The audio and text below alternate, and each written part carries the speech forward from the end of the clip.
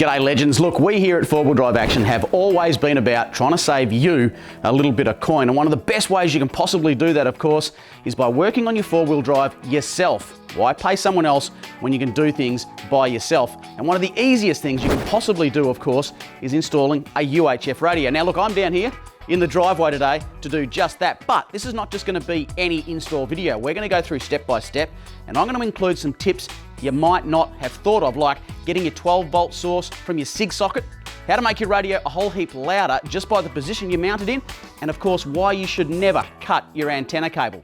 But before all that, I want to explain to you why I've chosen the Uniden UH9080, and to do that, I need you to follow me. Come with me, I want to show you something.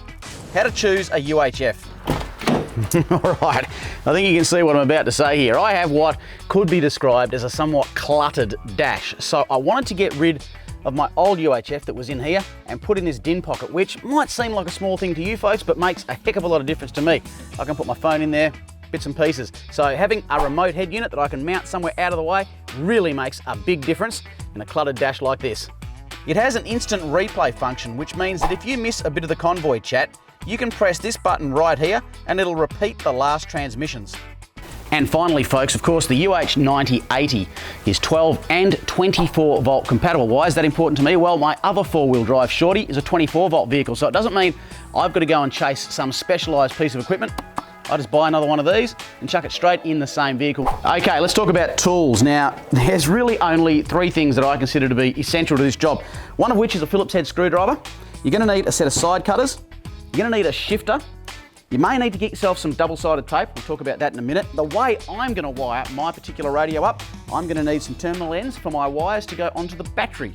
Also, if you want to just make the finished job just look that little bit neater, grab yourself some cable ties, and I'm going to use some heat shrink just so that it looks professionally done. And trust me, I'm anything but professional. Now, talking about the install, let's get stuck into that by looking at exactly where we're going to mount this brand new UHF radio. Where to mount your UHF. Being so compact, of course, the UH9080 could be mounted pretty much anywhere inside this cab, but one spot I strongly urge you not to mount it is down here underneath your seat.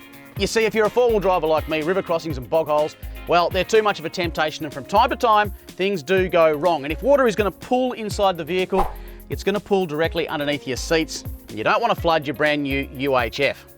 Being so compact, you can fit this in so many spots, down the edge of the seat, anywhere around the dash, really in any storage spots that you have.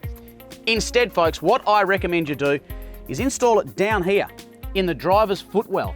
And here's my tip for doing that. You see, on this side of the radio right here, we actually have a built-in speaker. So whilst the handset has got its own speaker, the unit here has a secondary speaker. Now, if you mount this with the speaker facing down into the footwell actually acts as something like an amphitheatre, and it bounces the sound right back up at you, making your radio a heck of a lot louder for doing nothing more than installing it in the correct place. Wiring in your UHF. Okay folks, we are down to the nitty gritty here. We're talking wiring up your new radio. Now look, the 9080 from Uniden comes pre-fused, so you don't need to worry about any of that. All you've got to do is decide one of 3 methods of getting power through to your unit.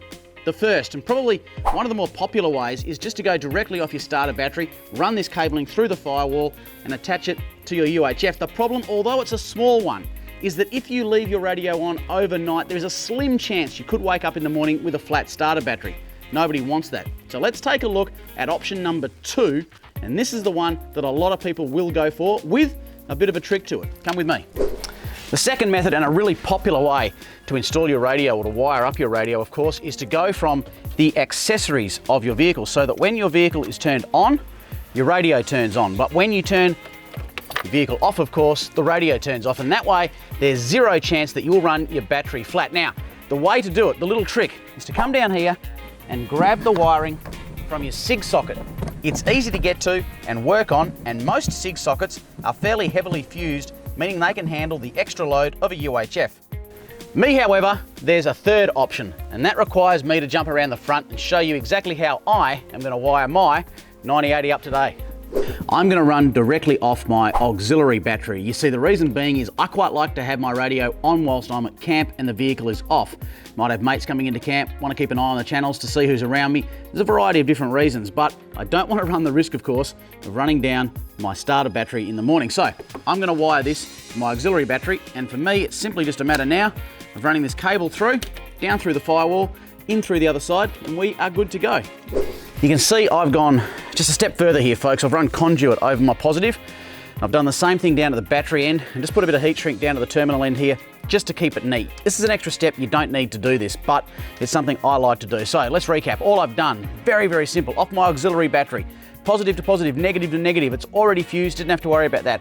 I've run it down through the rubber grommet in my firewall, making sure there's a rubber grommet because you don't want those cables to wear through on a metal edge. Put a bit of conduit on it, and now I have to take my glove box off in order to do this, which was a messy job. Let me tell you, the amount of dust behind there was quite impressive. I'm now going to run this across to the driver's side where I'm going to mount my 9080. Simple as that. Mounting the handpiece. The folks at Uniden give you a mounting bracket that you can install onto the dash of your vehicle. Now, if you're going to use a drill and drill it into the dash of your vehicle, make sure you know exactly where you want to put it, because you don't want to be putting more holes in there than you really have to. Or get yourself some good quality double-sided tape, because the back of this is flush and it will fit nicely somewhere where you can use double-sided tape. For me, however, I've got a little clip that I clip on to the dash mat on the dash there, and it keeps it out of harm's way, and that's how I'm going to do it. Choosing your antenna. Okay folks, we are getting really close to finishing this project. We've done our wiring, our head unit is mounted. Now it's time to talk about aerials. I've gone for the AT970. This right here is a 3dB, and that suits where I live perfectly. I'm talking lots of tree-lined valleys, gullies, hills. Really well done out here. Now, I'm gonna get this mounted up, and I'll show you exactly how I do that as I go along. This is the fun part. You'll see I've got a couple of other antennas on the front for the UHF radio, my AM/FM radio, and a phone signal booster. There's a thought out there that running these antennas together could cause disruption and a loss of performance. I've run them like this for years and haven't found that at all. Common mistakes to avoid when fitting your antenna. Number one tip for your antenna, never cut the cable shorter. This can drastically affect performance and range. It's much better to roll the excess cable and neatly tie that away without cutting it. Secondly, ensure there's enough slack in the cable when you run it around your engine bay. If it's too tight and you head off-road on corrugations, the cable can vibrate and snap. Finally, run your antenna cable around the edge of your engine bay as far away from the heat of the engine as possible. Heat can reduce the life of the cable. Happy days. I've got to tell you, this right here is something I love. That is an FME terminated end. Basically, it means that you can unscrew the connector, put it to one side, and I can't tell you how much easier it makes getting that through the firewall than the older conventional cables that used to come with your antennas. Now, I am so close. I've literally got one more step. I'm going to put the connector back on this, feed this through to the driver's side, connect everything up, and we're going to give it a test. Just about done. And here's a handy little tip with your zip ties. When you cut the tabs, melt the ends slightly. It'll stop you scratching the hell out of your arms and hands in the engine bay. That is everything done. Moment of truth time. You've done your wiring, you've got your antenna in. Okay, power on. Of course it works. There you go. As simple as that. I'm now going to fiddle around and get this set up just the way I want it. But folks, that is pretty much UHF installation in a nutshell, everything you ever wanted to know. But there could be something else that you'd like to ask. Well, look, leave a question in the comments below. Maybe it's about your installation, or maybe it's even about the particular unit that I'm currently using. Leave a question in the comments below and we will get to you. I'm going to go for a wheel and test this bad boy out. I'll catch you later.